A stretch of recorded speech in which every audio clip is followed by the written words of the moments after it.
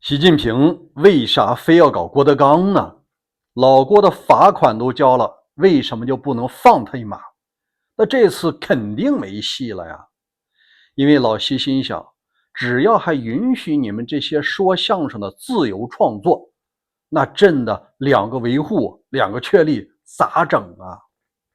所以说啊，人们也在感叹，国内的笑星周立波把半生赚的钱，人家顺利的搬到了美国安享晚年。那为什么北方的笑星郭德纲现在身家都10亿了，还放不下这点资产呢？今天啊，咱就聊聊这位。大家好，我是大卫。美西时间8月15号，人们都在问，这个老习为啥非得不放过这郭德纲嘛？以前放过好几次了，这次因为什么呢？因为在未来的1年中，老习想达到一个效果，就是大家谁也别乱说，别乱动。因为演电影的、演舞台剧的，这里面都有个问题，就是他们这些艺术形式啊，经常要玩讽刺、针砭时弊和影射。而这老习啊，当在经济下滑的时候，他就尤其的敏感。你只要一说失业率、大学生就业率啊，人口下跌、结婚少，这不是正常事儿吗？但就不允许说，因为说相声啊，天然它还有一个比演电影更难搞的事儿。你电影所有的台词演绎啊，你提前得备案吧，上不上映我得给你龙标嘛。他说相声不同，相声它的魅力就在于一集节目啊，你在不同的时期，它不同的效果，它台词是不一样的。这种激情的创作啊，也是相声的魅力所在，但是呢，也是风险所在。我记得有一回啊，是还开那个中南海的玩笑呢。郭德纲说：于谦儿，你给我买那个中南海，给5块钱。然后呢，于谦儿说5块钱你买中南海？是啊，我下次还想抽紫光阁呢。因为中南海、紫光阁是2款香烟的名字，都不贵，10块钱以下。但是啊，那个梗已经是10年前的事儿了，现在我相信他不敢了。这次习近平拿郭德纲祭旗啊，完全是他撞在枪口上了。在7月24号武汉演出的时候，他演济公啊，就把那个铁道游击队的一首歌台词给改了，还讲到了紫禁城内静悄悄，紫禁城旁边那就是中南海呀。那你在影射党中央静悄悄吗？静悄悄干啥呢？研究阴谋诡计呢？因为老习在前几年这种不自信就已经显露了，比方说他特别防着别人讲他就是崇祯皇帝的第二末世皇帝嘛。他也知道现在民怨四起，稍微点点火呢，人们就需要爆发。而这个时候，演电影的、说相声的最好就干一件事，别乱说乱动啊。等2027年21大开完了以后，我顺利的把这总书记续上，来年3月份把这个国家主席顺利的延上。哎，你们再创作呢也还可以。不过我倒觉得呀，他想让中国的艺术界人士和全体的民众忍1年，我感觉呢，中国的老百姓大概率会真的忍下去。但结果是什么呢？结果是你接下来要再忍5年，甚至是10年。不信啊，咱们就看着。在这儿我想聊一下呢，说相声的他天生就不被这独裁者待见。为啥呀？你看毛时期这个侯宝林也被打倒了吗？戴上大帽子游街了吗？很简单，你只要创作针砭时弊的段子，人们就会记住，就会传播，他就会解构你的所谓2个维护、2个确立。中共历史上对着演艺界人士，无论是说相声的还是唱戏的、演电影的，向来是不手软的。对他们的打击和党内一样，都是非常残酷的。比如说在文革时期，有一位非常著名的表演艺术家，演武松的京剧演员叫盖叫天。你不是武松演得很厉害吗？红卫兵啊就直接打他的腿，最终打成了骨折，落了残疾了。那你说老毛为什么恨这些演艺界人士呢？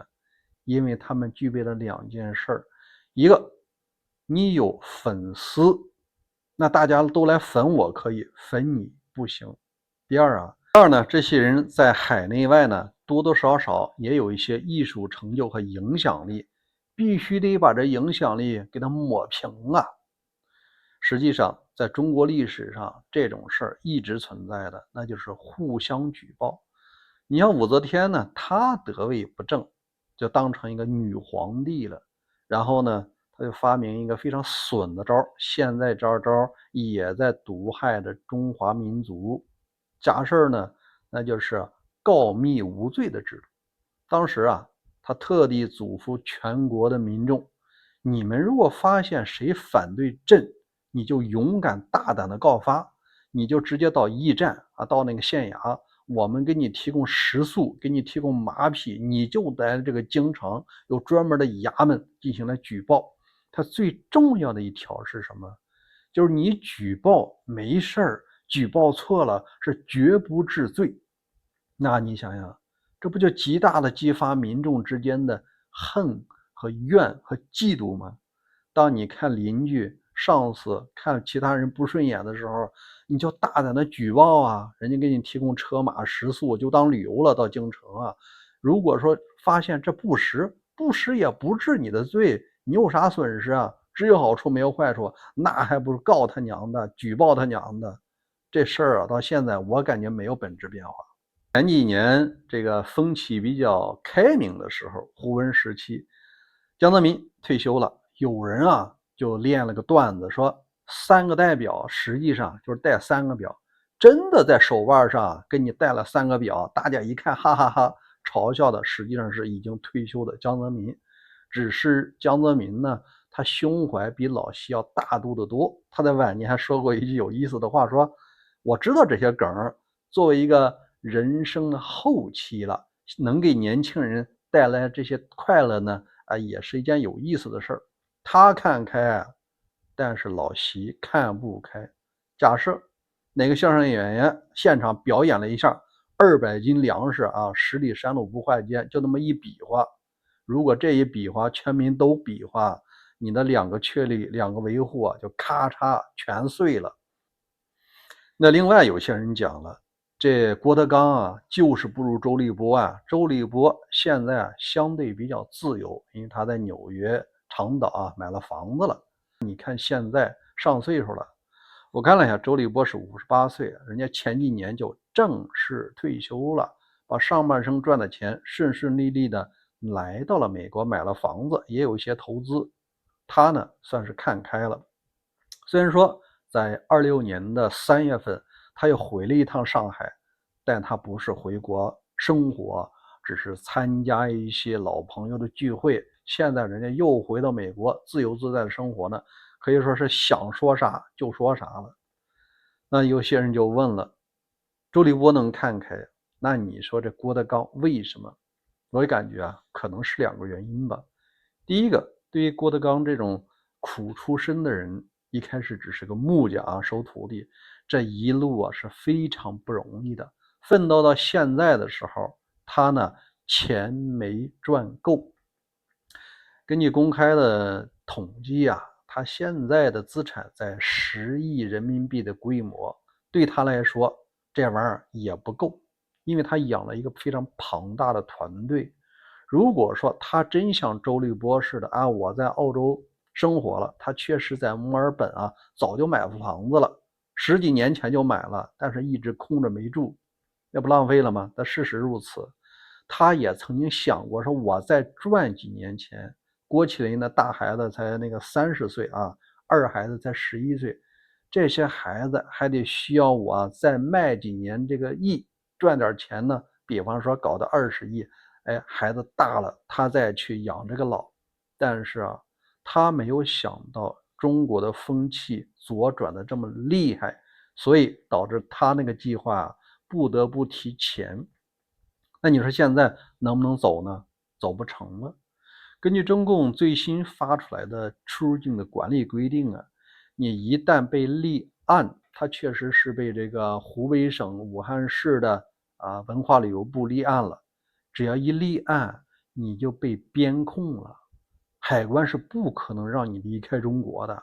所以他的肉身和他赚到了10亿的资产，大概率呢就要经历一轮这个纷争了。当然了，对于郭德纲来讲，他可能也有一些侥幸的心理，比方说我原来曾经说过这种擦边的拿中南海开涮的段子，但是我这10来年已经嗅到这个滋味不对，我已经严厉的管束自己的下属，包括自己，只能是插科打诨，拿着下半身开涮，我还能怎么样？